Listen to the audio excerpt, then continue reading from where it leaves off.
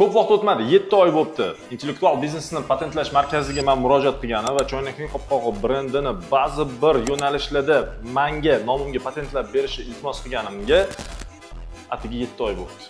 Va natijada ko'rayotganingizda qo'limda guvohnoma turibdi va O'zbekiston Respublikasi Adliya vazirligi tomonidan ushbu brend men nomimda patentlangani haqida hujjat turibdi. Va bu bugungi kunda menimcha eng kerakli narsalardan bittasi. Sababi sizdan oldin siz olib borayotgan faoliyatni kimdir o'zining nomiga patentlab oladigan bo'lsa, istalgan vaqt sizni olib borayotgan faoliyatingizni to'xtatish, kerak bo'lsa brendingizdan voz kechishga majbur qilishi mumkin. To'g'rimi aka? To'g'ri. Xuddi shu sababdan men nafaqat o'zim, balki yaqinlarimga, misol uchun Farruh akamga Chambaray brendini o'zlariga mustahkamlab, patentlab qo'yishni maslahat berib, aynan intellektual biznesni patentlash markaziga jo'natdim. Va bundan buyog'iga ham o'zim tanishlarimga faqat shu yerni tavsiya qilaman.